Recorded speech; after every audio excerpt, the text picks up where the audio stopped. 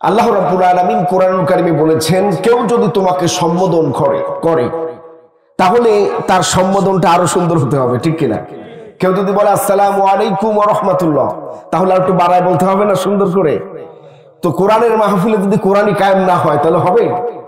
আর আমার মনে হলো না যে সাতক্ষীরাবাসী আমার উত্তর দিছে, আমার মনে হলো যে মুর্শিদাবাদ বাসী আমারে উত্তর দিয়েছে। মুর্শিদাবাদ ভারতে আল্লাহ পাক আমাকে ৬ বার সফর করিয়েছেন।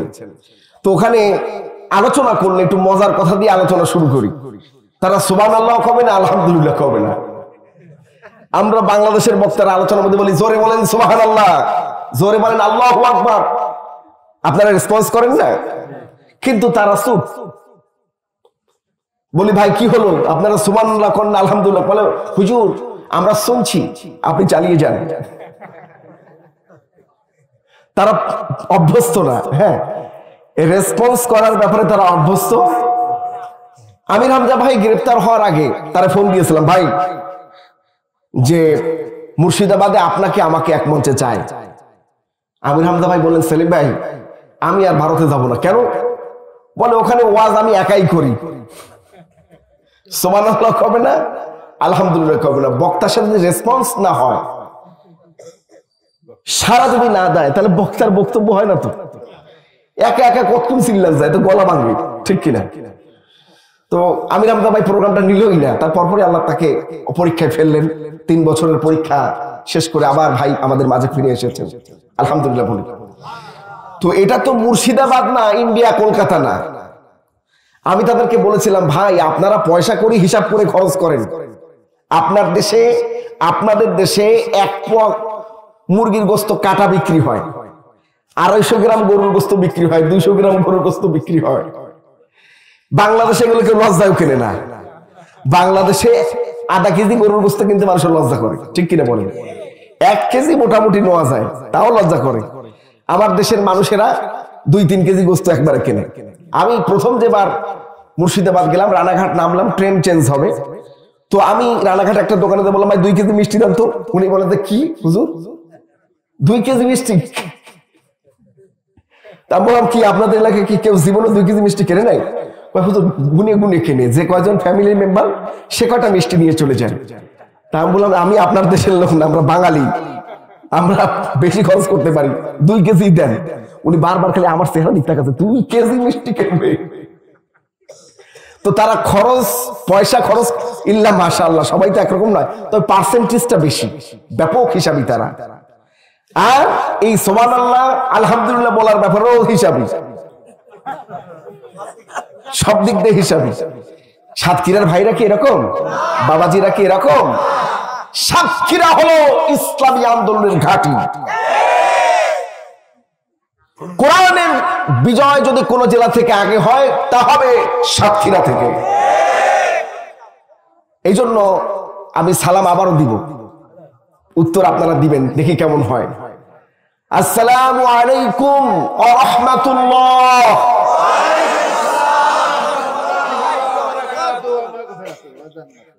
আমিন আমিন আমিন। এবার মনে হলো আমি সাতক্ষীরায় ওয়াজ করছি। এই সাতক্ষীরার ভূমি কোরআনের পাখির উর্বর করা ভূমি, ঠিক কিনা? এই সাতক্ষীরা ভূমি শহীদের রক্তে রঞ্জিত ভূমি, ঠিক কিনা বলেন? যে ভূমিতে যত রক্ত ঝরেছে, সেই ভূমিতে দিন তত দ্রুত কায়েম হয়েছে, ঠিক কিনা বলেন? আমি কাদের সামনে আলোচনা করছি, তাদেরকে আমি চিনি, তাদেরকে আমি জানি, যারা আল্লাহর দ্বীনকে কায়েম করার জন্য রক্ত দিতে প্রস্তুত, ঠিক কিনা বলেন? তো এই জন্য আমি আর ভূমিকায় কথা বলবো না, সরাসরি কোরআনে প্রবেশ করতে চাই। রাজি আছেন তো সবাই? রাত বেশি হয়েছে, ভূমিকায় সময় নষ্ট করার মতো সুযোগ নাই। গত রাত্র প্রায় রাত 12:30 পর্যন্ত ফরিদপুর ছিলাম, ওখানে দিনের কিছু কথা আল্লাহ বলাইছে। বাসায় ফিরছি 4:30টার সময়। কয়টায়? 4:30টার সময়। তো ভাবলাম এখন শুয়ে পড়লে ফজরের নামাজ মিস হয়ে যাবে। নামাজ পড়ে ঘুমাতে ঘুমাতে আবার 8টা থেকে খালি ফোন, এই জায়গা থেকে ফোন, ওই জায়গা থেকে ফোন, এই প্রোগ্রাম সেই প্রোগ্রাম, ঘুমাতে পারি নাই ভাই। আবার জুমার নামাজের সময় হয়ে গেছে। জুমার নামাজের পরেই আবার আপনাদের উদ্দেশ্যে রওনা হয়েছি। সব মিলিয়ে আমিও ক্লান্ত। আল্লাহর কাছে কায়মনোবাক্যে প্রার্থনা করছি, আল্লাহ যেন এই আল্লাহর ক্ষুদ্র গোলাম, নগণ্য গোলাম, আল্লাহর এই প্রিয় তৌহিদি জনতা, আল্লাহর ভালোবাসায় রক্ত দেওয়া এই পবিত্র ভূমিতে কিছু কথা যেন আল্লাহ এই গোলামকে বলার তৌফিক দান করে। আজকে আমি আপনাদের সামনে সূরাতুল বাইয়িনাত তাফসীর করব। কি করব? সূরাতুল বাইয়িনাত। এর আগে কোরআন যে আল্লাহর কিতাব, এটা একটু প্রমাণ সহকারে জানতে পারলে ভালো লাগে না? হযরত ইব্রাহিম আলাইহিস সালাম আল্লাহকে বললেন যে আল্লাহ, মৃতরে কেমনে জিন্দা করবা? আল্লাহ পাক বলেন যে তুমি কি বিশ্বাস করো না? ইব্রাহিম আলাইহিস সালাম বলেন হ্যাঁ বিশ্বাস করি, তবে চোখে দেখতে পারলে কলিজাটা একটু ঠান্ডা হইতো। কলিজাটা একটু আল্লাহ দেখাইছেন না? তো কোরআন যে আল্লাহর কিতাব, কোরআনের কিছু আয়াত আছে, এগুলো নিয়ে গবেষণা করলে আপনি বুঝতে পারবেন। অনেক কোড আছে, নোট আছে। আমার ইসলামিক স্টাডিজে যখন মাস্টার্স করি তখন এই আয়াতগুলো আমি নোট করেছিলাম। এত সুন্দরভাবে মনে হবে যে কোরআন এইমাত্র নাজিল হচ্ছে, আর এই কোরআন যে আল্লাহর কিতাব একেবারে আপনি নিজের চোখে দেখতে পাচ্ছেন। বলেন সুবহানাল্লাহ। কোরআন তো আমরা খালি খতম করি, কিন্তু এই কোরআনের মধ্যে আল্লাহ রাব্বুল আলামিন যে কত সায়েন্স রেখে দিয়েছে এটা চিন্তারও বাইরে। এই বিষয়টি নাস্তিক, মুরতাদ, মুশরিকেরা জানতে পেরেছে, মুসলমানদের খবর নাই। এই জন্য মুশরিকরা, নাস্তিকদের দোসররা বিভিন্ন দেশের, বাংলাদেশের সহ পাঠ্যপুস্তক থেকে কোরআনগুলাকে বাদ দেওয়ার চেষ্টা করছে, যাতে করে তাদের মতো নাস্তিক পয়দা হয়, তাদের মতো মুরতাদ পয়দা হয়। ঠিক কিনা বলেন? কোরআন যদি 1 থেকে শুরু করে মাস্টার্স পর্যন্ত স্কুল, কলেজ, ইউনিভার্সিটিতে পড়ানো হতো, এদেশে একটা নাস্তিক তৈরি হতো না। ঠিক কিনা বলেন? সুকৌশলে কোরআন থেকে জাতিকে আলাদা করে দেওয়া হচ্ছে, এমন এমন জিনিস ঢুকানো হচ্ছে যা হাসির খোরাক। যা হাসির কি? শরীফের ঘটনা পড়ছেন না আপনারা? নাউজুবিল্লাহি মিন। ভাইরা আমার, কোন ব্যক্তি পুরুষ হিসাবে জন্মগ্রহণ করেছে, এটা আল্লাহর হুকুম, সে পুরুষ হিসাবেই সন্তুষ্ট থাকবে। ঠিক কিনা বলেন? কোন নারীকে আল্লাহ রাব্বুল আলামিন নারী করে সৃষ্টি করেছেন, সে নারী অবস্থায় জীবন যাপন করবে, এটা আল্লাহর হুকুম। ঠিক কিনা বলেন? কাউকে হিজলা করে তৈরি করা হয়েছে, সে কি ইচ্ছা করে হিজলা হয়েছে নাকি? হিজলা অবস্থায় সে আল্লাহর ইবাদত করবে, আল্লাহ পাক তাকে জান্নাত দিয়া দিবেন। এই জন্য নারী হওয়া, পুরুষ হওয়া, হিজলা হওয়া কার হুকুম? এখন কেউ যদি মানসিক রোগী হয়, কি হয়? হয়েছে বেডা, আমাদের বরিশালের ভাষায় বলে বেডা। কি বলবে? এখন তার মেয়েদের চাল চলন, মেয়েদের লাইফ স্টাইল পছন্দ হয়। এখন সে যদি মনে মনে নিজেকে মেয়ে ভাবে, হবে? মেয়ের মতো কিছুটা লাগলো, তাকে দেখাবে মর্দা মহিলা। কি লাগবে? কি লাগবে? মর্দা। কারণ আল্লাহ যাকে যেমন বানিয়েছে সে তেমন চললেই তাকে সৌন্দর্য, তার সৌন্দর্য। আমরা বেটা মানুষের মতো চলবো। ঠিক কিনা? মা বোনেরা মহিলা মানুষ, তারা মহিলা মানুষের মতো চলবে। ঠিক কিনা? কেউ হিজলা হয়েছে, সে হিজলাদের মতো চলবে। কিন্তু আল্লাহ বানাইছে বেটা, মনে মনে সে নিজেকে নারী ভাবছে। এটা মস্তিষ্ক বিকৃত ছাড়া আর কিছু। আর কেউ যদি আল্লাহর দেওয়া অঙ্গকে হানি করে নারী সাজতে চায়, তার জন্য জাহান্নামের আগুন ওয়াজিব হয়ে যাবে। সে আল্লাহর সিদ্ধান্তের বাইরে গিয়েছে, সে আল্লাহর। এই জন্য মনে মনে নিজেকে নারী পুরুষ ভাবার কোনো সুযোগ আছে? যে নারী সে নারী, যে পুরুষ সে পুরুষ। তবে আমাদের সমাজের কিছু খোঁজা এই জন্য বললাম, এই খোঁজা কিন্তু অটোমান সাম্রাজ্যে ছিল। খোঁজা কাদেরকে বলা হয়? তাদেরকে জোর করে পুরুষ থেকে হিজলা বানায় রাখা হয় বা পুরুষহীন করে দেওয়া হয়। আমাদের সমাজের শিক্ষা ব্যবস্থায় কিছু খোঁজার অনুপ্রবেশ ঘটেছে। এই খোঁজাগুলা গোটা জাতিকে হিজলা বানাতে চায়। এই জন্য শরীফার ঘটনা ঢুকিয়েছে। সেখানে ঢুকানো উচিত ছিল হযরতে ওমরের ঘটনা। কার ঘটনা? ওমরের ঘটনার জায়গায় দখল করেছে শরীফা। আপনারা কি বিরক্ত হচ্ছেন? এই অপসংস্কৃতির হাত থেকে, এই অপশিক্ষার হাত থেকে মহান রব যেন জাতিকে হেফাজত করে। সকলে বলি আমিন। জোরে বলুন আমিন, আরো জোরে বলুন আমিন। আমি মূল আলোচনায় যেতে চাই। কোরআন যে আল্লাহর কিতাব, কয়েকটা উদাহরণ দিলে, কয়েকটা আয়াত আপনাদের সামনে উপস্থাপন করলে ইনশাআল্লাহ আপনার বুঝ আসবে যেটা আল্লাহর কিতাব। সুবহানাল্লাহ। আল্লাহ রাব্বুল আলামিন সূরাতুল ইয়াসিনের মধ্যে বলেছেন, ইয়াসিন ওয়াল কুরআনিল হাকীম। বলেন আল্লাহু আকবার। আল্লাহ পাক বলছেন ইয়াসিন ওয়াল কুরআনিল হাকীম। কোরআন হলো বিজ্ঞানময়। কখনো কি আমরা চিন্তা করেছি কিনা, এই যে রমজান মাস আসবে, ঘরে ঘরে কোরআনুল কারীমের খতম, ঠিক কিনা? প্রতিযোগিতা শুরু। হ্যাঁ ঠিক আছে, রাসূলুল্লাহ বলেছেন মান ক্বারাউল কুরআন হারফান ফালাহু আশরু হাসানা। কোরআনের একটি হরফ পড়লে কয়টা নাকি? 10টা নেকি। কয়টা নাকি? তবে মুসলমানেরা এই হাদিসের দিকে চোখও দেয় না। মুসলিম শরীফের হাদিসে বিশ্বনবী জনাবে মুহাম্মদুর রাসূলুল্লাহ বলেছেন, রাসূলুল্লাহ বলছেন কুরআনুল কারীমের একটা আয়াত যদি কেউ বোঝার চেষ্টা করে, বুঝুক আর না বুঝুক, আল্লাহ রাব্বুল আলামিন 500 রাকাত নফল নামাজের সওয়াব লিখে দিবেন।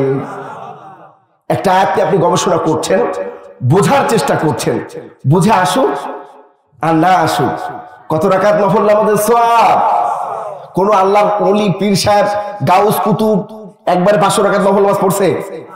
পৃথিবীতে সার্চ দিলে পাওয়া যাবে না। যাবে? আপনি একটা আয়াত পড়লে 500 রাকাত নফল নামাজের সওয়াব পেয়ে যাবেন। বলেন সুবহানাল্লাহ। তো এই জন্য আজকে আমরা আল্লাহ রাব্বুল আলামিন কোরআনুল কারীম যে বিজ্ঞানময় তা আমরা জানা এবং বোঝার চেষ্টা করব। মহান আল্লাহ পাক বলছেন আয়াহসাবুল ইনসানু আল্লান নাজআমা ইযামা বালা কাদিরিন আলা আন নুসাউবিয়া বানানাহু। বলেন আল্লাহু আকবার। মহান আল্লাহ পাক বলছেন মানুষ কি মনে করে যে আমি তার অস্থি সমূহকে একত্রিত করতে পারবো না? তারা কি মনে করেছে? আমি অস্থি শুধু নয়, তার গোটা বডি, এমনকি তার আঙ্গুলের বৃদ্ধাঙ্গুলের ছাপকেও আমি আল্লাহ রাব্বুল আলামিন পুনরায় সুবিন্যস্ত করবো। বলেন সুবহানাল্লাহ। কে বলছেন এই কথা? এই আয়াত কত বছর আগে নাযিল হয়েছে কোরআনে বলেন তো? প্রায় 1500 বছর। প্রায় 1500 বছর আগে আল্লাহ এই তথ্য দিয়ে রেখেছেন। ও দুনিয়ার মানুষেরা, তোমরা কি মনে করো তোমাদেরকে কি আমি আবার জিন্দা করব না? কবরের মধ্যে যখন আমরা লাশ রাখি, কবরে লাশ রাখার দোয়া কি বলেন তো? বিসমিল্লাহ, বিসমিল্লাহি ওয়া আলা মিল্লাতি রাসূলুল্লাহ, লাশ রাখলাম। এবার মাটি দেওয়ার দোয়া কি? এই আয়াতটা তো প্রচলিত, তবে একটা সহিহ দোয়া পাওয়া যায়, সেটা হলো বিসমিল্লাহ। বিসমিল্লাহ বলে আপনি মাটি দিলেন, এরপরে আয়াতটা আমরা পড়তে পারি, নাকি হবে মিনহা খলাকনাকুম ওয়া ফিহা নুঈদুকুম ওয়া মিনহা নুখরিজুকুম তারাতান উখরা। ও বান্দা, তোমাকে এই মাটি দিয়ে তৈরি করা হয়েছিল, তোমাকে এই মাটির মধ্যে রেখে যাওয়া হচ্ছে, এই মাটি দিয়ে আল্লাহ পাক তোমাকে আবার জিন্দা করবেন। বলেন সুবহানাল্লাহ। ভাইরা আমার, তার মানে আমাদেরকে মাটি দিয়ে আল্লাহ তৈরি করেছেন, এই মাটি থেকে আল্লাহ পাক আবার উঠাবেন। কেমন করে উঠাবেন একটু চিন্তা গবেষণা করছেন আপনারা? যারা কৃষক বাবাজিরা আছেন, ভাইরা আছেন, কয়েক মাস আগে আলুর চাষ করেছেন, পচা আলুগুলা, যে আলুগুলোর মধ্যে পোর বেরিয়েছে, তাই ঠিক কিনা? যে আলুগুলো নষ্ট হয়ে যায়, পোর বের হয়ে যায় না? ওই বীজ আলুগুলা যখন পচা আলুগুলা কেটে কেটে মাটির মধ্যে দিয়া দিলেন, মাত্র কয়েক মাসের ব্যবধানে পচা আলুগুলাকে জিন্দা করে পরিপূর্ণ আলু যে আল্লাহ পাক মাটি দিয়ে বানান, তৈরি করেন, সে আল্লাহ কি আপনাকে আমাকে পুনরায় তৈরি করতে পারবেন না? অবশ্যই পারবেন, অবশ্যই পারবেন। তো আল্লাহ সে কথাই বলছেন যে আমি তোমাকে তো বানাবোই, পুনরায় তো তৈরি করব। তোমার যে আঙ্গুলের ছাপ, এই আঙ্গুলের ছাপ অন্য এক ব্যক্তির আঙ্গুলের ছাপের সাথে আর এক ব্যক্তির আঙ্গুলের ছাপের কোনো মিল।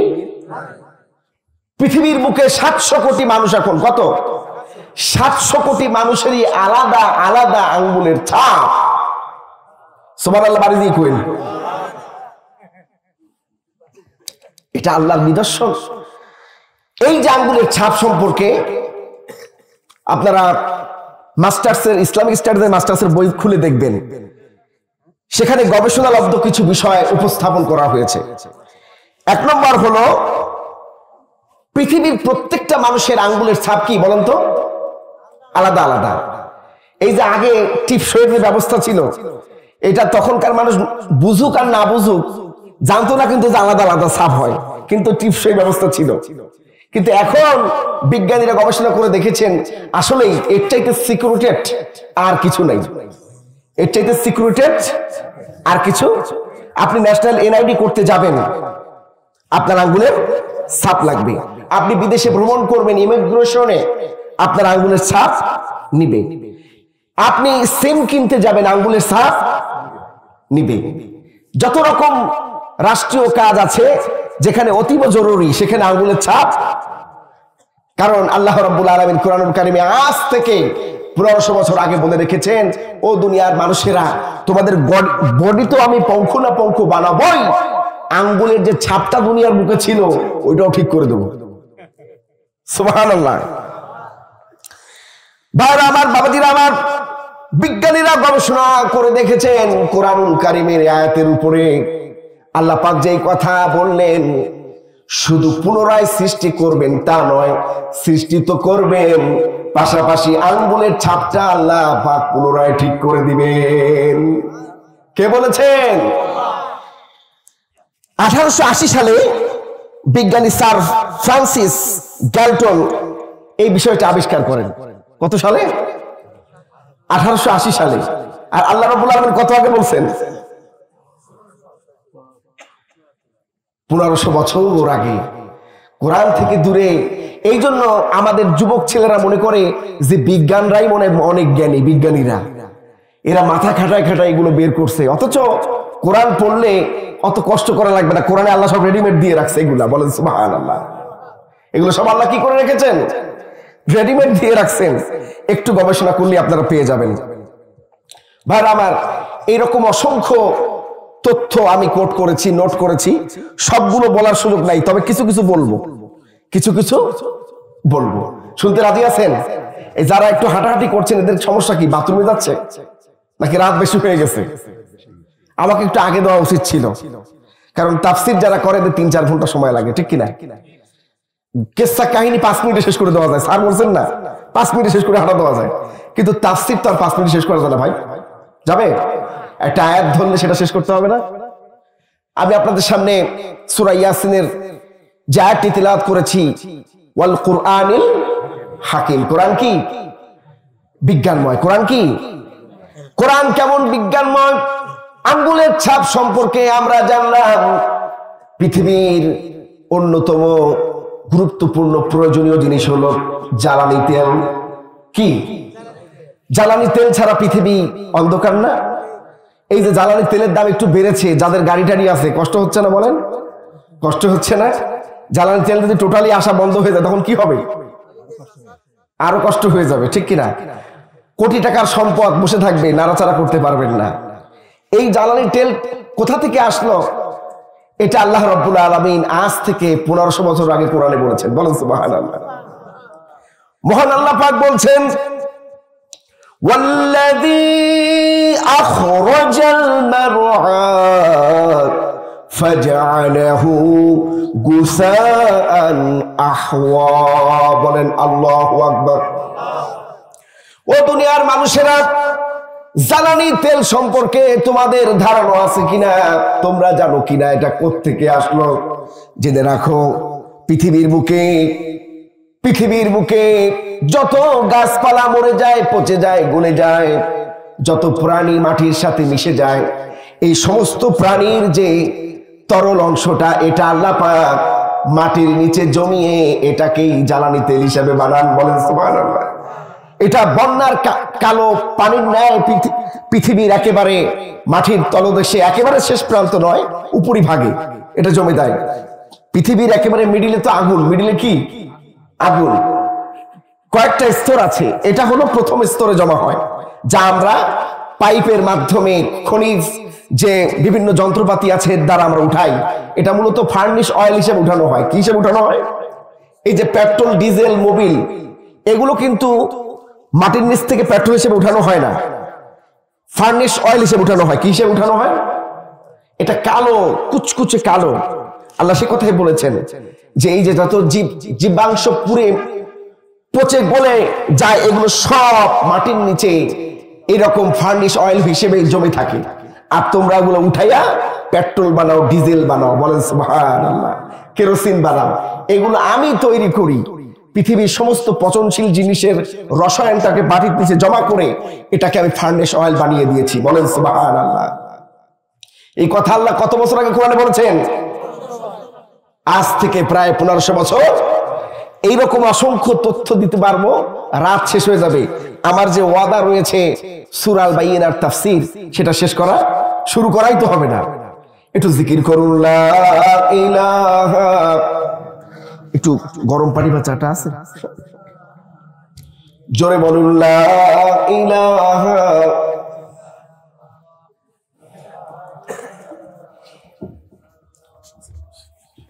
খালি গরম পানি হলো হবে?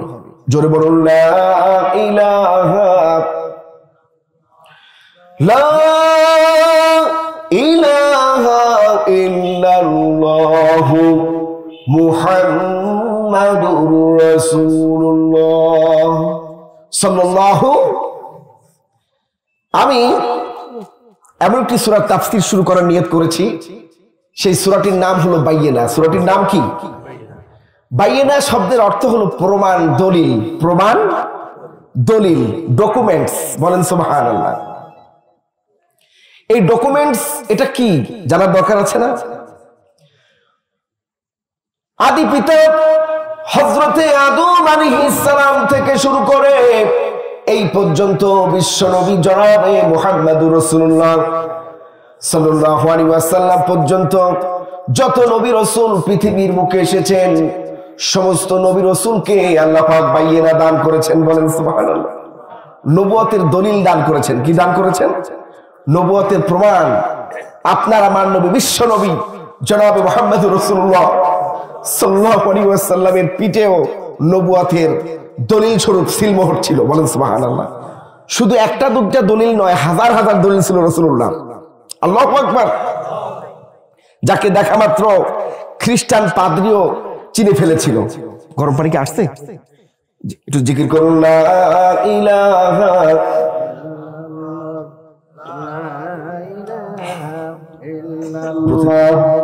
লা ইলাহা ইল্লাল্লাহ, লা ইলাহা ইল্লাল্লাহ, লা ইলাহা ইল্লাল্লাহ মুহাম্মাদুর রাসূলুল্লাহ সাল্লাল্লাহু আলাইহি ওয়াসাল্লাম। মাশাআল্লাহ, আলহামদুলিল্লাহ, সাল্লাল্লাহু আলাইহি ওয়াসাল্লাম। বাইয়িনা শব্দের অর্থ হলো প্রমাণ, দলিল। আপনার আমার নবী, বিশ্ব নবী জনাবে মুহাম্মদ রাসূলুল্লাহ সাল্লাল্লাহু আলাইহি ওয়াসাল্লাম পৃথিবীর বুকে আগমন করবেন, এর দলিল ও প্রমাণ রাসূলুল্লাহর জন্মের আগে থেকেই চলে এসেছিল। বলেন সুবহানাল্লাহ। আসমানি যতগুলো কিতাব আল্লাহ পাক নাজিল করেছেন, 100 খানা সহিফা আর 4 খানা বড় কিতাব। 4 খানা। কোরআনের পূর্বে 3 খানা বড় কিতাব ছিল। কয়খানা? তাওরাত, জবুর, ইনজিল। এই সমস্ত কিতাবে বিশ্ব নবীর আগমনী বার্তা ছিল। বলেন সুবহানাল্লাহ। এই আগমনী বার্তা থাকার দরুন ইহুদি এবং খ্রিস্টানেরা এই বিষয়টা জানতে পারলো, যেহেতু তারা কিতাবধারী। তারা কি কিতাবধারী? তারা একে অপরকে বলতে লাগলো, শোনো, সর্বশেষ নবী, সর্বশ্রেষ্ঠ নবী, বিশ্ব নবী জনাব মুহাম্মদ রাসূলুল্লাহ বা সর্বশ্রেষ্ঠ নবী, সর্বশেষ নবী যখন আসবে, তখন আমরা তার দিনকে গ্রহণ করব। তার দিনকে গ্রহণ করব, তার আনিত ধর্ম অনুযায়ী আমরা জীবন চালাবো। কারা বলেছিল? ইহুদি এবং খ্রিস্টানেরা। যদিও তাদের আকীদা ছিল ভ্রান্ত, এখনো আছে ভ্রান্ত। এখনো কি? খ্রিস্টানেরা হযরতে ঈসা আলাইহিস সালামকে আল্লাহর পুত্র বলে, বলেন নাউজুবিল্লাহ। ইহুদিরা হযরতে উযাইর আলাইহিস সালামকে আল্লাহর পুত্র বলে, নাউজুবিল্লাহ। আল্লাহ রাব্বুল আলামিন এই কথাগুলোই সূরাতুল বাইয়িনার মধ্যে স্পষ্ট করছেন। মহান আল্লাহ পাক বলছেন, আসুন কোরআনে প্রবেশ করার পূর্বে অভিশপ্ত শয়তান থেকে আল্লাহর কাছে পানাহা চেয়ে যথারীতি কোরআন থেকেই আমরা আলোচনা শুরু করে দেই। বলুন আউযু বিল্লাহি মিনাশ শাইতানির রাজিম। বিসমিল্লাহির রাহমানির রহিম। لم يكن الذين كفروا من أهل الكتاب والمشركين منفكين حتى تأتيهم البينة رسول من الله يتلو صحفا مطهرة فيها كتب قيمة। বলেন আল্লাহু আকবার। আহলে কিতাবদের মধ্যে যারা মুশরিক কাফের, তারা এই সিদ্ধান্তে অটল ছিল, যতক্ষণ পর্যন্ত না একজন নবী তাদের সামনে বাইয়িনা পেশ করবে, দলিল প্রমাণ পেশ না করবে, অতক্ষণ পর্যন্ত তারা কাউকে নবী বলে মেনে নিবে না। এই ব্যাপারে তারা চূড়ান্ত সিদ্ধান্তে উপনীত ছিল। একজন নবী আসবেন, রাসূলুম মিনাল্লাহি ইয়াতলু সুহুফাম মুতাহহারা, যিনি কিতাব দিয়ে মানুষকে পরিচ্ছন্ন করবেন। কোন কিতাব? আল্লাহর কোরআন। এই জন্য কোরআনকে বলা হয় শ্রেষ্ঠ ওয়াজের কিতাব। কোরআনকে কি বলা হয়? কারণ কোরআন দিয়ে যারা কথা বলে তারা সত্য কথা, কিসসা কাহিনী হাবিজাবি যদি কোরআনের হয়, কোরআনের কিসসা হয় তাহলে ঠিক আছে, কিন্তু কোরআনের বাইরের যদি কিসসা হয় তাহলে এটা হাবিজাবি ছাড়া আর কিছু না। ঠিক কিনা বলেন? কোরআন কেন্দ্রিক যে ঘটনাগুলো আছে, সাহাবীদের জীবনী আসতে পারে, আল্লাহর প্রিয় বান্দাদের ঘটনা আসতে পারে, তবে কোরআন হাদিস যে ঘটনাকে সমর্থন করে না, এর আলোচনা দিয়ে মানুষের হেদায়েত হতে, সে কথাই আল্লাহ পাক বলছেন যে এই আহলে কিতাবরা তারা প্রস্তুতি ছিল না, তারা গ্রহণ করতে চাইতোই না, চাবেই না যদি কোনো নবী দলিল প্রমাণ সহকারে তাদের সামনে না আসে। একজন রাসূল তাদের সামনে আসবেন, যিনি কিতাব দিয়ে পরিচ্ছন্ন করবেন। এরপরে আল্লাহ পাক বলছেন, ওমা তাফাররাকাল্লাযীনা উতুল কিতাবা ইল্লা মিন বা'দি মা জাআতুহুমুল বাইয়িনা। রাসূল প্রমাণ সহকারে আসলো, তাদেরকে দাওয়াতও দিল, কিন্তু তারা শতদা বিভক্ত হয়ে গেল। তারা কি হয়ে গেল? পরস্পর। কেন বিভক্ত হলো? বিরক্ত হচ্ছেন না তো আপনারা? কেন বিভক্ত হলো? কারণ রাসূল তাদেরকে যখন আল্লাহর পথে আহ্বান করলো, তাদের টাটকা সুখগুলাকে বিসর্জন দিতে হবে, এই জন্য তারা রাসূলুল্লাহর বিধানকে মানতে পারলো না। এই জন্য শতদা বিভক্ত হলো। বললো যে রাসূল, এইটা তো আমরা উপভোগ করি, এটা তুমি কেন নিষেধ করছো? আমরা এই মূর্তি পূজা করি, এটা তুমি মানা কেন করো? তুমি রাসূল হিসেবে আসছো, কিন্তু মূর্তি পূজা করতে মানা করো কেন? তুমি রাসূল হিসেবে আসছো, সুদের বিরুদ্ধে কেন কথা বলো? তুমি রাসূল হিসেবে আসছো, তুমি আমাদের এই স্বাভাবিক জীবন যাত্রাকে কেন ব্যাহত করছো? ভাইরা আমার, আমাদের দেশে যারা দিন কায়েম করতে চায়, আল্লাহর জমিনে আল্লাহর দিন, খুলুক ওয়াল আমর, সৃষ্টি যার, হুকুম চলবে তার, আকিমুদ্দিন, এই দিন কায়েমের প্রচেষ্টায় যারা শামিল, তারা যে সবচেয়ে জাতির শ্রেষ্ঠ সন্তান, এটা সব দলের লোক জানে। ঠিক কিনা বলেন? সব দলের লোক জানে। কিন্তু যারা আকিমুদ্দিন, আল্লাহর দিনকে আল্লাহর জমিনে কায়েম করতে চায়, তাদের বিরোধিতা কেন করে? এই জন্য করে, এই ভালো লোকগুলা যদি রাষ্ট্রীয় ক্ষমতায় চলে আসে, ইউনিয়ন পরিষদের চেয়ারম্যান হয়, উপজেলার চেয়ারম্যান হয়, সংসদ সদস্য হয়ে যায়, তাহলে ওই আসনে বসে তো আর বোতল খাওয়া যাবে না। কি খাওয়া যাবে না? কাবিখার চালগুলার তো খেয়ে ফেলা যাবে না। রাষ্ট্রীয় সম্পদের অপচয় করা উপজেলা চেয়ারম্যান একটা গাড়ি পায়, কি পায়? এই গাড়িটা শুধু রাষ্ট্রীয় কাজে ব্যবহার হবে, এটাই স্বাভাবিক। কিন্তু আমরা দেখি অনেক উপজেলার চেয়ারম্যানের গাড়ি পাবলিক বাস হয়ে গেছে। কি হয়ে গেছে? এটা তার শালার বউ ব্যবহার করে, শালার শালা ব্যবহার করে, শালা ব্যবহার করে, নিজে ব্যবহার করে, বউ ব্যবহার করে, মেয়ে ব্যবহার করে। এই জন্য কি রাষ্ট্র গাড়ি দিয়েছিল? উপজেলা চেয়ারম্যানকে গাড়ি দেওয়া হয়েছিল রাষ্ট্রের কাজের আঞ্জাম দেওয়ার জন্য, ঠিক কিনা? এইভাবে রাষ্ট্রীয় সম্পদকে অপচয় করা যাবে না, এটা নাস্তিক বেঈমান কাফেররা ভালো করে। এই জন্য ইসলামী আন্দোলন, দিন কায়েমের প্রচেষ্টায় যারা শামিল, তাদের বিরোধিতা এই কারণেই করা হয়। কথা ঠিক বললাম না ভুল বললাম? যারা বললেন না তারা আমার সাথে একমত না নাকি? ভাইরা আমার, বাবাজিরা আমার, অনেক লম্বা আলোচনা, ধৈর্যচ্যুত হয় এমন কোন তাফসীর আমি করব না। আমরা যারা বাগেরহাট তাফসীর মাহফিলে যোগদান করি, আপনারা জানেন বাগেরহাটে 4 ঘন্টা সময় দেওয়া হয় এক একজন মুফাসসিরের। কয় ঘন্টা? বক্তা থাকে 2 জন। কয়জন? এখানে অনেকেই এটা জানেন যারা ইসলামী আন্দোলন করেন। ওখানে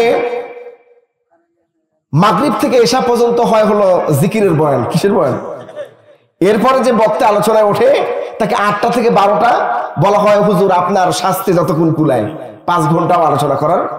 আমি সর্বোচ্চ 1 ঘন্টা 4 ঘন্টা 48 মিনিট আলোচনা করেছি সর্বোচ্চ।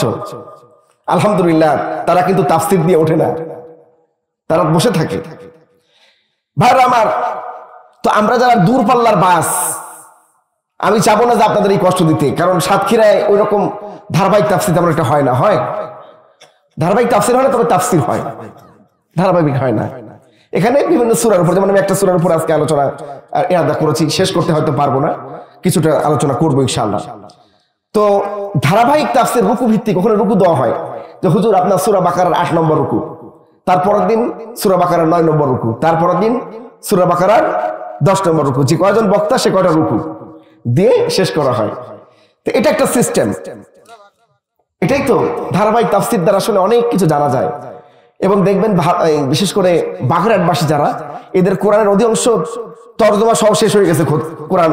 কারণ এই রুকু শুনতে শুনতে 540 গোটা কোরআনের কতগুলো রুকু? 540টি। এটা কি শেষ করতে সময় লাগছে? তাদের বহুবার খতম হয়ে গেছে। আমার বাবাজিরা আমার, আল্লাহ রাব্বুল আলামিন এর পরে বলছেন তারা শততা বিভক্ত কেন হলো? আল্লাহ এই প্রশ্নের জবাব দিয়ে দিচ্ছেন। আল্লাহ পাক বলছেন আমার নবী বিশ্ব নবী জনাবে মুহাম্মাদুর রাসূলুল্লাহ 4 দফা দাওয়াত দিয়েছেন। কয় দফার উপরে? এটা শুধু মুহাম্মদ সাল্লাল্লাহু আলাইহি ওয়াসাল্লাম নয়, পৃথিবীর বুকে যত নবী রাসূল আল্লাহ পাক পাঠিয়েছেন সমস্ত নবী রাসূল এই 4 দফার উপরে দাওয়াত দিয়েছেন। বলেন সুবহানাল্লাহ। সে দাওয়াতটা কি? আল্লাহ পাক বলছেন ওয়ামা উমিরু ইল্লা লিয়াবুদুল্লাহ মুখলিসিনা লাহুদ্দিন হুনাফা ওয়া ويقيموا الصلاة ويؤتوا الزكاة وذلك دين القيمة। বলেন আল্লাহু আকবার। পৃথিবীর বুকে বিশ্বনবী জনাবে মুহাম্মদুর রাসূলুল্লাহ সহ যত নবী রাসূল এসেছেন তারা 4 দফার উপরে দাওয়াত দিয়েছেন। কয় দফা? 1 নম্বর হলো মুখলিসিনা লাহুদ্দিন, একনিষ্ঠভাবে আল্লাহর দিনকে মানতে। এই একনিষ্ঠটা কি একটু জানার দরকার আছে না? একনিষ্ঠতা হলো পরিপূর্ণভাবে দিনকে মানা। 4 আনা 5 আনা 6 আনা 2 আনা মুসলমান হওয়ার কোন সুযোগ। আমাদের দেশে অনেক জাতীয় নেতা নেত্রীরা বলে যে আমরা ধর্ম, নামাজ কালাম সবই পালন করি, ধর্ম নিয়ে আমরা রাজনীতি করি না। আছে না এরকম আল্লাহর ওলি? আছে না? Islam is the complete code of, একটা পূর্ণাঙ্গ জীবন ব্যবস্থা। এখন তাদের বিশ্বাস হলো এটা যে ইসলামের মধ্যে নামাজ রোজা থাকলেও রাজনীতি নেই। তাদের বিশ্বাস কি? ইসলামের মধ্যে নামাজ রোজা হজ যাকাত আছে কিন্তু রাজনীতি নেই। এটা আছে হলো ইহুদি খ্রিস্টানদের লিখিত সংবিধানের মধ্যে। অথচ আল্লাহ পাক বলছেন নাযালনা আলাইকাল কিতাবা তিবয়ানাল লিকুল্লি শাই, হে নবী আমি আপনার উপরে যে কিতাব নাজিল করেছি তার মধ্যে সকল বিষয়ের সুস্পষ্ট বর্ণনা রয়েছে। বলেন সুবহানাল্লাহ। এমন কোনো বিষয় নাই যা নাই। বলেন সুবহানাল্লাহ। একটা মানুষের ঘুম থেকে জাগ্রত হওয়া, এরপরে আবার রাত্রে ঘুমাতে যাওয়া পর্যন্ত যত কাজ তার আছে, সমস্ত কাজের বর্ণনা কোথায় আছে বলেন তো? কোরআনের মধ্যে আছে। বলেন সুবহানাল্লাহ। এই জন্য আল্লাহ পাক বলেছেন আফা তুমিনুনা বিবাদিল কিতাবি ওয়া তাকফুরুনা বিবাদ, ইসলামের কিছু মানবা আর কিছু মানবা না, এটা করলে দুনিয়ায় লাঞ্ছনা জীবন যাপন দেব, শত চেষ্টা করবা জনপ্রিয়তা পাবা না, শত উন্নয়ন দেখাবে ভোট পাবে না। বাংলাদেশের কথা কই না, বিভিন্ন দেশের কথা করছি। খালি বাংলাদেশে এরকম হয়? এই ফর্মুলা অন্যান্য দেশও শিখে গেছে, ঠিক কিনা? যত চেষ্টা করো না কেন মানুষের মন জয় করতে পারবে না। দুনিয়া আল্লাহ লাঞ্ছিত জীবন দান করবেন আর কিয়ামতের দিন আসামি করে তুলবেন। কে বলেছেন? ইসলামকে খণ্ডিত ভাবে মানবে, কিছু মানবে কিছু ছাড়বে, দুনিয়ায় সম্মানিত হইতে পারবে না, যদিও তুমি জোর করে সম্মানের আসনে বসতে পারো। কথা ভুল বললাম না ঠিক বললাম? এটা কার কথা? কোরআন দিয়ে মিলাবেন। আল্লাহু আকবার। ইজ্জত আছে, সম্মান আছে, ইজ্জত আছে, সম্মান নাই। সম্মান যেটুক মানুষ করে ভয়তে, মনের থেকে করে না, ঠিক কিনা? ইমাম সাহেবরা সালাম পায়, মানুষের কলজা নিগড়ানো সালাম, আসসালামু আলাইকুম। আলেম ওলামারা, আল্লাহওয়ালা, দিনদার, ইসলামী আন্দোলনের কর্মী ভাইরা, তারা মানুষের সালাম পায় কোথা থেকে? অন্তর থেকে। আসসালামু আলাইকুম, কেমন আছেন ভাই? আপনার ওই দিনের উপকারের কথা ভুলবো না, আমার আব্বা ইন্তেকাল করতে, আপনি সবার আগে ছিলেন, আপনি একেবারে গোসল দেওয়া থেকে শুরু করে লাশ কবরে নামানো পর্যন্ত ছিলেন, আপনার এই কৃতজ্ঞতা শেষ করতে পারবো। আমার স্ত্রী সন্তান সম্ভবা ডেলিভারি হবে, আপনার দৌড়াদৌড়ি শুকরিয়া আদায় করে শেষ করা যাবে না। আপনি নিজের গায়ে রক্ত দিয়েছেন আমার স্ত্রীর জন্য। কি ইসলামী আন্দোলন নেতা কর্মীরা এটা করে না? তাদেরকে মানুষ কোথা থেকে ভালোবাসে? ইমাম সাহেবদের কোথা থেকে ভালোবাসে? সমাজের যারা ভালো মানুষ তাদের কোথা থেকে মানুষ ভালোবাসে? এই ইজ্জতটা কোথা থেকে আল্লাহ দিয়েছেন? আল্লাহ রাব্বুল আলামিন দিয়েছেন, কারণ সে ইসলামকে পরিপূর্ণ মানে। আর যারা ইসলামকে পরিপূর্ণ মানবে না, জোর করে চেষ্টা করবে, তারা লাঞ্ছিত হবে, তারা কি হবে? অপমানিত হবে, অপদস্থ হবে। ভাইরা আমার, এই জন্য 1 নম্বর হলো মুখলিসিন লাহুদ, একনিষ্ঠভাবে আল্লাহর দ্বীনকে মানতে হবে, পরিপূর্ণভাবে মানতে হবে, কলম বসানোর কোনো সুযোগ। এরপরে আল্লাহ রাব্বুল আলামিন 4 দফা যে দাওয়াত দেওয়ার কথা, নবী রাসূলের কথা বলেছেন।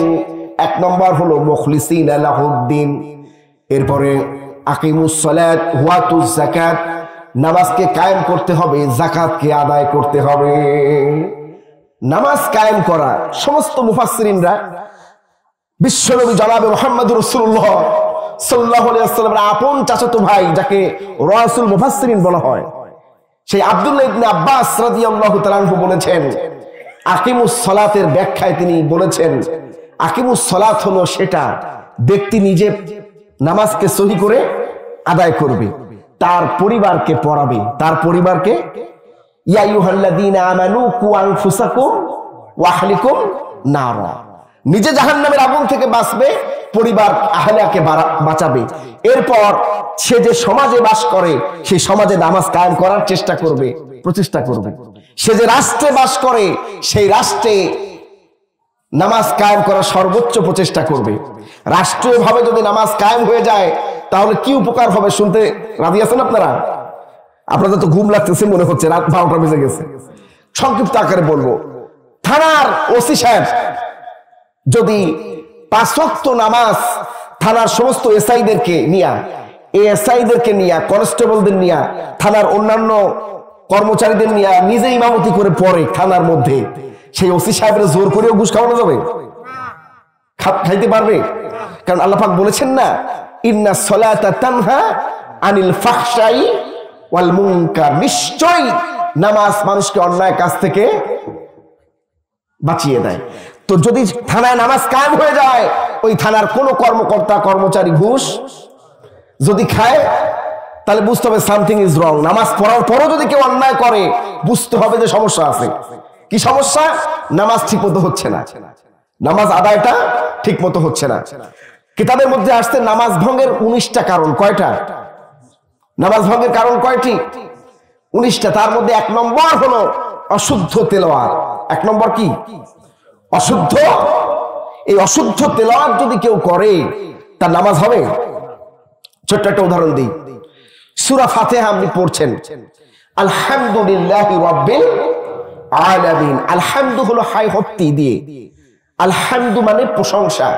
আর কেউ যদি হাই হত্তির জায়গায় হাই হাওয়াজ গোলহা দিয়ে পড়ে আলহামদু, তাহলে এর অর্থ দাঁড়াবে কি? ডাস্ট, আবর্জনা।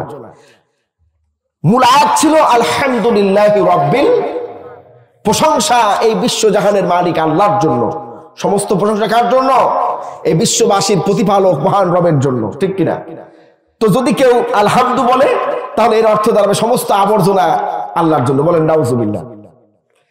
সূরা ইখলাসের মধ্যে কফ লাম পেশ কুল মানে বলো, বড় কফ, 2 নোক্তা হলো কফ, কফ দিয়ে কুল মানে বলো। আর মাঝখানে পেছানো কাফ দিয়ে যদি কুল বলে, এর অর্থ দাঁড়াবে কি? খাও। কুল হুয়াল্লাহু আহাদ, হে নবী আপনি বলুন আল্লাহ এক। আর কেউ যদি কাফ দিয়ে বলে কুল হুয়াল্লাহু আহাদ, এর অর্থ দাঁড়াবে খাও আল্লাহ এক। বলেন নাউজুবিল্লাহ। অর্থ পরিবর্তন হয়ে গেল না? নামাজ হলো? এই জন্য কোরআনকে সহি করে শিখতে। আরেকটা ছোট্ট উদাহরণ দিই। সূরাতুন নাসর আমরা কম বেশি সবাই জানি। নুন সাদ র, নাসরুন মানে সাহায্য, নাসরুন মানে কি? তো সোয়াতের জায়গায় যদি কেউ সিন দেয়, নুন সাদ নুন সিন র, নাসরুন, নাসরুন না বলে নাসরুন বলে, তাহলে এর অর্থ দাঁড়াবে শকুন। এর অর্থ দাঁড়াবে কি? ইযা জাআ নাসরুল্লাহি ওয়াল ফাতহ, যখন আল্লাহর পক্ষ থেকে শকুন আসবে। বলেন নাউজুবিল্লাহ। সোয়াতের জায়গায় সিন হয়ে গেলেই কি? সাহায্যের জায়গায় শকুন, সাহায্যের জায়গায় কি? শকুন হয়ে গেল। নাসরুন না বলে যদি নাসরুন বলা হয়, তাহলে যখন আল্লাহর পক্ষ থেকে সাহায্য আসবে, এই কথার জায়গা হবে যখন আল্লাহর পক্ষ থেকে শকুন আসবে। সর্বনাশ হয়ে গেল না? এই জন্য কোরআনকে সহি করে শিখতে হবে। কোরআন সহি না হওয়ার কারণে অনেকের নামাজ হয় না, আর এই কারণে সে অন্যায় থেকে বাঁচতে পারে। সম্মানিত হাজরিন, আমার মনে হয় দোয়া করে দেওয়া উচিত। তাফসীর ধরলাম, আল্লাহ যদি আগামী বছর সুযোগ দেয়, আমাকে একটু আগে সময় দিতে হবে। অন্তত 9টায় যদি সময় দেন, 12টা পর্যন্ত মানুষকে জমায়ে তাফসীর শোনানো যাবে। এখন মানুষের চোখে ঘুম, দেখি জিম আছে সবাই। এই লোকগুলো আমি কষ্ট দিতে চাই না। অনেক আলোচনা ছিল, অনেক শাখা প্রশাখা বের হওয়ার ছিল, কিন্তু কষ্ট দিয়ে আলোচনা করা জায়েজ নেই। কষ্ট দিয়ে আলোচনা করা জায়েজ আছে? যদিও যারা বসে আছেন তারা আলোচনা শেষ করেই বাড়ি যাবেন, ঠিক কিনা? কিন্তু কষ্ট দেওয়া কি ঠিক হবে সভাপতি সাহেব? তাহলে আমরা দোয়া করে দিই, আজকে এই পর্যন্ত থাক নাকি? অনুমতি দিলে নাকি আর একটু চলবে? এই যে অনেকে বলছে চলুক, এখন রাত 12টা বাজে, ফজরের নামাজ পড়তে হবে না? হ্যাঁ, আচ্ছা এই আয়াতটা শেষ করে দিই। এই আয়াতটা, যে আয়াতটা তিলাওয়াত করেছি, ওমা উমিরু ইল্লা লিয়াবুদুল্লাহা মুখলিসিনা লাহুদ্দিন হুনাফা ওয়া ইউকিমুস সালাতা ওয়া ইউতুজ যাকাতা ওয়া যালিকা দীনুল কাইয়্যিমা। অলরেডি এক মুরব্বি খাতা মুড়ে দিয়া শুয়ে পড়ছে। মানুষকে কষ্ট দেওয়া ঠিক নয়। আমি এই আয়াতটা তর্জমা এবং সামান্য একটু আলোচনা করে শেষ করে দিই। নামাজ কায়েম যেখানে হবে, সেখানেই কি বলেন তো? নামাজ ভিত্তিক সমাজ যেখানে প্রতিষ্ঠিত হবে, সেখানে শান্তি আর শান্তি। বলেন সুবহানাল্লাহ। সূরাতুল ফাতিহার মধ্যে আমরা আল্লাহর সামনে বলি ইয়্যাকা না'বুদু ওয়া ইয়্যাকা নাস্তাঈন।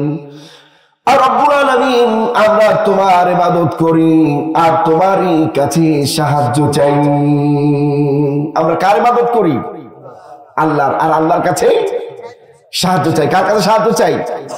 না'বুদু। এখানে হযরত যারা আছেন, প্রিন্সিপাল হুজুর আছেন, আরো হযরতেরা আছেন। না'বুদু, নুন আইন দাল, না বুদু, এটা হলো মুজারের সিগা। কিসের সিগা? মুজারের সিগার মধ্যে দুটো কাল পাওয়া যায়, একটা হলো মুস্তাকবিল আর একটা হলো হাল। হাল আর মুস্তাকবিল, হাল মানে বর্তমান আর মুস্তাকবিল মানে ভবিষ্যৎ, প্রেজেন্ট এন্ড ফিউচার।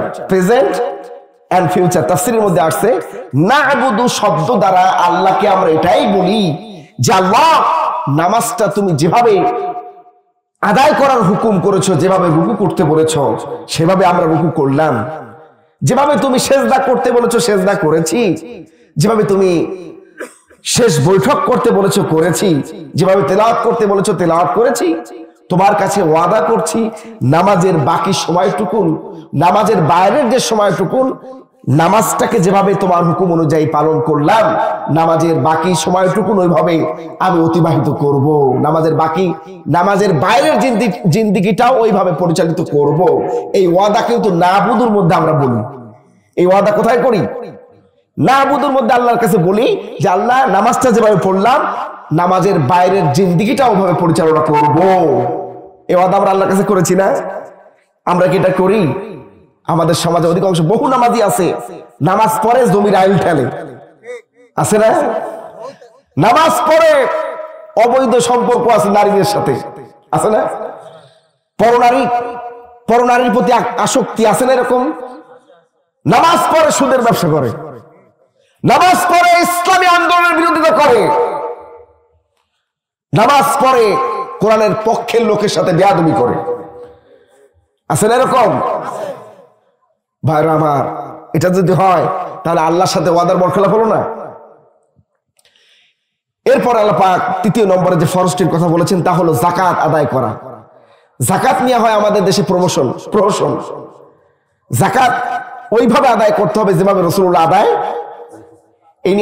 এই নিয়ে আলোচনা করতে গেলে আরো 1 ঘন্টা চলে যাবে। এতটুকুন বলবো, যাকাত রাষ্ট্রীয়ভাবে কালেকশন করতে হবে। কিভাবে কালেকশন করতে হবে? এবং দলীয় লোক না দেখে সঠিকভাবে এর বন্টন, এবং সেটা সামান্য টাকা নয়, 10 লাখ 5 লাখ করে। কেমন? যাতে করে যে ব্যক্তি এবছর যাকাত নিল সামনের বছর যেন যাকাত দাতা হতে পারে। এইভাবেই কিন্তু দারিদ্র বিমোচন হয়।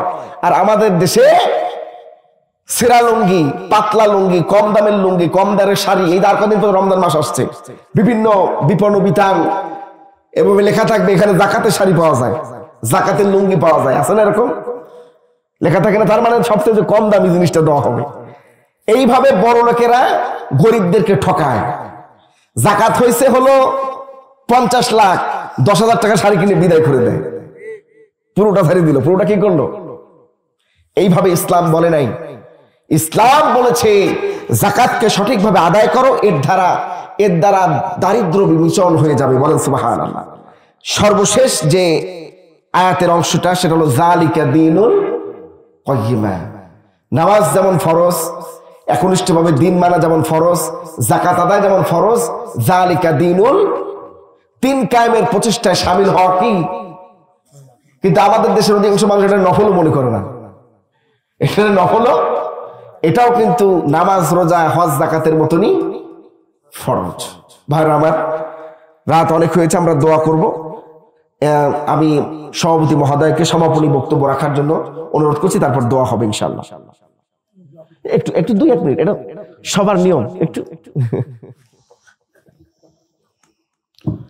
আলহামদুলিল্লাহ, মহান মাবুদ আমাদের চেষ্টা সাধনা আমরা যেটা করেছি, আল্লাহ রাব্বুল আলামিন আমাদের সকলকে কবুল করুন। এই চেষ্টা যারা করেছে, পয়সা দিয়েছে, অর্থ দিয়েছে, তারপরে বহু চেষ্টা করা হয়েছে এই মাহফিলের জন্য, যারা চেষ্টা করেছে মহান মাবুদ সকলকে সঠিক বান্দা হিসেবে কবুল করুন, আমিন। আর আগামী দিনে, আগামী বছরের জন্য মহান মাবুদ এর চেয়ে সুন্দর করে এই দিনের জন্য চেষ্টা করে দিনকে বোঝাবার তৌফিক আমাদের সকলকে দান করেন। আমরা সকলে বলি আমিন। আল্লাহ রাব্বুল আলামিন আমাদের সকলকে এই চেষ্টা সাধনায় মন রেখে আগামী বছরের জন্য আমরা সুন্দর করে এই মাহফিলকে আরো সুন্দর করতে পারি, এই তৌফিক মহান মাবুদ যেন আমাদের দান করেন। আমরা সকলে বলি আমিন। আর আমাদের সকলকে যেন এক হওয়ার তৌফিক দান করেন। মন মানুষকে দূর করে রেখে আমরা যদি একই হয়ে একই সিঁড়ির ভিতরে আসতে পারি, এবং একই সিনের ভিতরে এসে এই দিন প্রচারের জন্য আমরা সকলেই মন নিয়ে করতে পারি। মহান মাবুদ যেন আমাদের সকলকে কবুল করেন। আমরা সকলে বলি আমিন। ওয়াখির দাওয়ানা আলহামদুলিল্লাহি রাব্বিল আলামিন। আসসালামু আলাইকুম ওয়া রাহমাতুল্লাহি ওয়া বারাকাতুহু। সম্মানিত হাজরিন, আমরা কবর জিয়ারতের নিয়াতে একবার সূরা আল ফাতিহা, 3 বার সূরা ইখলাস, 3 বার দুরূদ ইব্রাহিম পড়ি। এলাকা থেকে অনেক মুরব্বীরা চলে গিয়েছেন, আমাদের ভাই ব্রাদার মা বোনেরা চলে গিয়েছেন, তাই না? তারা আমাদের মুখের দিকে চাতক পাখির মতো তাকিয়ে আছেন, কখন কোন নেক আমল করে তাদের উদ্দেশ্যে বক্সানো হয়। তো এই জন্য আমরা প্রত্যেকেই কবর জিয়ারতের নিয়াতে সূরা ফাতিহা, সূরা ইখলাস আর দুরূদ ইব্রাহিম পড়ি। আসসালামু আলাইকুম ওয়া রাহমাতুল্লাহি ওয়া বারাকাতুহু। আউযু বিল্লাহি মিনাশ শাইতানির রাজীম।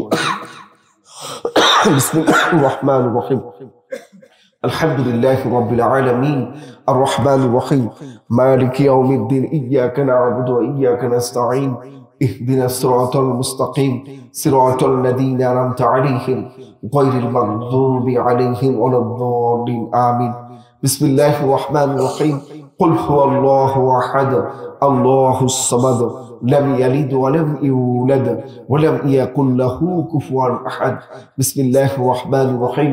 قل هو الله أحد الله الصمد لم يلد ولم يولد ولم يكن له كفوا أحد. بسم الله الرحمن الرحيم. قل هو الله أحد الله الصمد لم يلد ولم يولد ولم يكن له كفوا أحد. اللهم صل على محمد وعلى آل محمد كما صليت على إبراهيم وعلى آل إبراهيم إنك حميد مجيد. اللهم بارك على محمد وعلى آل محمد كما باركت على إبراهيم وعلى آل إبراهيم إنك حميد مجيد. اللهم صل على محمد وعلى آل محمد كما صليت على إبراهيم وعلى آل إبراهيم إنك حميد مجيد. اللهم بارك على محمد وعلى آل محمد كما باركت على إبراهيم وعلى آل إبراهيم إنك حميد مجيد. اللهم صل على محمد وعلى آل محمد كما صليت على إبراهيم وعلى آل إبراهيم إنك حميد مجيد. اللهم بارك على محمد وعلى آل محمد كما باركت على إبراهيم وعلى آل إبراهيم إنك حميد مجيد. شكرا لكم. الحمد لله رب العالمين والعاقبة للمتقين والصلاة والسلام على رسوله محمد وعلى آله وأصحابه أجمعين. ربنا ظلمنا أنفسنا وإن لم تغفر لنا وترحمنا لنكونن من الخاسرين. ربنا لا تزغ قلوبنا بعد إذ هديتنا وهب لنا من لدنك رحمة إنك أنت الوهاب. اللهم بارك لنا في رجب وشعبان وبلغنا رمضان. রব্বুল আলামিন কল্যাণপুর পূর্বপাড়া ঈদগাহ ময়দান মাহফিল কমিটি কর্তৃক আয়োজিত আজকের এই তাফসীরুল কোরআন মাহফিলে সমাপনী ক্ষণে তোমার পাক কালাম থেকে তেলাওয়াত করে তোমার হাবিবের শানে দরুদ পাঠ করে আলেম ওলামাদেরকে সাথে নিয়ে হাফেজে কোরআনদেরকে সাথে নিয়ে দাড়ি পাকা মুসল্লি বাবাজিদেরকে সাথে নিয়ে যুবক ভাইদেরকে সাথে নিয়ে ছোট ছোট কচি কাচাদেরকে সাথে নিয়ে সর্বগুণে গুণান্বিতা আমার পর্দার আড়ালের মা বোনদেরকে সাথে নিয়ে আমি তোমার গোলাম, গোলামের ঘরের গোলাম। আর রব্বুল আলামিন এতিমের মতো ভিক্ষুকের মতো তোমার শাহী দরবারে হাত তুলন করলাম। দয়া করে মায়া করে আমাদের সকলের হাত দুখানা তুমি কবুল আর মঞ্জুর করে নাও। আর রব্বুল আলামিন যে আমলটুকু করলাম এর উসিলায় আমাদের तमाम জিন্দেগীর সমস্ত গুনাহ খাতা মাফ করে দাও আল্লাহ তাআলা। এর মধ্যে যে সওয়াবটুকু তুমি দান করবে আখিরি জামানার পয়গম্বর সরওয়ারে কায়নাত সরদারে দো আলম ইমামুল মুরসালিন খাতামুন নবিয়্যিন রাহমাতুল লিল আলামিন বিশ্বনবী জনাবে মুহাম্মদুর রাসূলুল্লাহ সাল্লাল্লাহু আলাইহি ওয়াসাল্লামের সোনার মদিনায় তার রওজা মুবারকে পৌঁছিয়ে দাও। রব্বুল আলামিন আমাদের আদি পিতা আবুল বাশার হযরতে আদম আলাইহিস সালাম থেকে শুরু করে এই পর্যন্ত তাম পৃথিবীর বুকে যত মুমিন মুমিনাত, মুসলিমিন আর মুসলিমাত, হাজী গাজী পীর পয়গম্বর সিদ্দিকিন শুহাদা আকাবারিদিন সলফে সালেহিন তাবি যত তোমার নেক বান্দা বান্দিরা তোমার কুদরতি হাতে ধরা দিয়ে জনমের মতো বিদায় নিয়েছেন পৃথিবীর বুক থেকে, প্রত্যেকের আওয়াজ সবটুকু তুমি পৌঁছে দাও। রব্বুল আলামিন গভীর রজনী পৃথিবীর সমস্ত অফিস বন্ধ হয়ে গিয়েছে, রাত যত গভীর হয় তোমার রহমতের দরজা তত উন্মুক্ত হয়ে যায়। আল্লাহ তাআলা আমরা যারা হাত তুলন করেছি আমাদের মধ্যে কার যেন আব্বা নাই, কার যেন আম্মা নাই। দাঁত থাকতে দাঁতের মর্মতা যেমন বোঝা যায় না, মা বাপ বেঁচে থাকতে এর গুরুত্ব বোঝা যায় না। এই মহা নিয়ামত একজন অথবা দুইজনকে আমরা যারা হারিয়ে ফেললাম, ওই আব্বা আম্মার কবরগুলিকে তুমি জান্নাতুল ফেরদাউস বানিয়ে দাও, তামাম জিন্দেগীর সমস্ত গুনাহ খাতা মাফ করে দাও।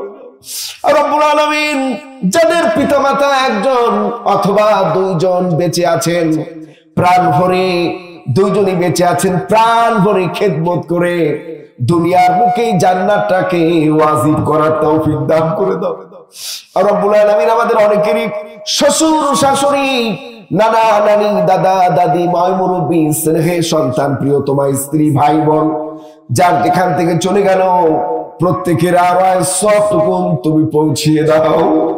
বিশেষ করে রব্বুল আলামিন মাহফিলের আয়োজন যারা করেছেন, শোনার জন্য যারা এসেছেন, কিয়ামতের দিন এই মাহফিল আমাদের সকলের নাজাতের জারিয়া হিসেবে তুমি কবুল করে নাও। আর রব্বুল আলামিন যুবক ভাইরা, মুরব্বী বাবাজিদেরকে সাথে নিয়ে এই মাহফিল করেছেন, এত সুন্দর সাউন্ড সিস্টেম, এত সুন্দর প্যান্ডেল, আর রব্বুল আলামিন এত সুন্দর লাইটিং যারা করলেন, সহযোগিতা করলেন, প্রত্যেককে তুমি কবুল আর মঞ্জুর করে নাও। আল্লাহ যারা অর্থ দিয়ে শ্রম দিয়ে এই কোরআনের মাহফিলকে কায়েম করলেন, আল্লাহ প্রত্যেককে তুমি কবুল আর মঞ্জুর করে নাও। আল্লাহ আজকে সভাপতি সাহেবকে তুমি কবুল করে নাও, বিশেষ অতিথিদেরকে তুমি কবুল আর মঞ্জুর করে নাও। যারা আমার পূর্বে আলোচনা করেছেন প্রত্যেকের আলোচনাকে তুমি কবুল করে নাও। আল্লাহ প্রত্যেক আলেম ওলামাকে তুমি কবুল আর মঞ্জুর করে নাও। আল্লাহ যারা শুনতে এসেছেন, আল্লাহ আমরা যা আলোচনা করলাম, হক কথা যা বলেছি, তোমার বান্দা বান্দীদের হৃদয়ে তুমি স্থাপন করে দাও। আল্লাহ মা বোনেরা সারাদিন এত কষ্ট করে তারপর কোরআনের মাহফিল এসেছেন, আল্লাহ যে সমস্ত বিবাহিতা মা বোনেরা এসেছেন তাদের দাম্পত্য জীবন সুখের করে দাও।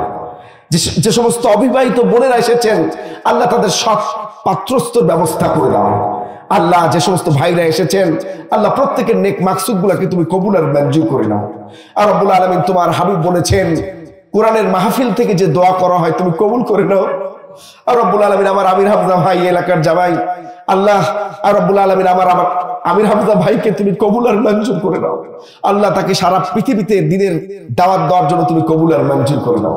আর রব্বুল আলামিন এখানে অনেক ওলামা হযরত আছেন, প্রিন্সিপাল মহোদয় আছেন, আল্লাহ প্রিন্সিপাল হুজুর অত্যন্ত ভালো মানুষ, আর মাত্র 2 মাসের মতো চাকরি আছেন, 2-3 মাস, আল্লাহ তার হায়াত এবং রিজিকের মধ্যে বরকত দিয়ে দাও। আর রব্বুল আলামিন আল্লাহ সারা জীবন যে খেদমত করেছেন আল্লাহ তার নূর তুমি তার চেহারার মধ্যে দিয়ে দিয়েছো। আর রব্বুল আলামিন আল্লাহ, আর রব্বুল আলামিন যে আয়াতগুলো আজকে তেলাওয়াত করলাম এর উপরে আমাদেরকে আমল করার তৌফিক দান করো। আল্লাহ কোরআনের সমাজ প্রতিষ্ঠিত হয়েছে এই দৃশ্য চোখে দেখে দুনিয়া থেকে যাওয়ার তৌফিক দান করো। আল্লাহ যে সমস্ত আলেম ওলামারা দ্বীন কায়েমের প্রচেষ্টায় শামিল হয়ে যে সমস্ত আর রব্বুল আলামিন কোরআন প্রেমিক জনতা আল্লাহ কোরআনকে তোমার জমিনে কায়েম করার জন্য দুনিয়া থেকে বিদায় নিল, শহীদ হলো, প্রত্যেকের কবরগুলোকে তুমি জান্নাতের টুকরা বানিয়ে দাও। আর রব্বুল আলামিন গোটা বিশ্বের সমস্ত মুসলমানদেরকে তুমি হেফাজত করো। আল্লাহ বাংলাদেশের আলেম ওলামা মুসলমানদেরকে তুমি হেফাজত করো। আল্লাহ বাংলাদেশ থেকে আসমানি বালা আসমানে তুলে নাও, জমিনি বালাগুলোকে জমিনে দাফন করে দাও। আর রব্বুল আলামিন আল্লাহ আমাদের সকলের দোয়াখানি তোমার হাবিবের তোফালে তুমি কবুল আর মঞ্জুর করে নাও। ربنا تقبل منا إنك أنت السميع العليم وتب علينا يا مولانا إنك أنت التواب الرحيم سبحان ربك رب العزة عما يصفون وسلام على المرسلين والحمد لله رب العالمين وجل آخر كلامنا عند الموت لا إله إلا الله محمد رسول الله السلام عليكم ورحمة الله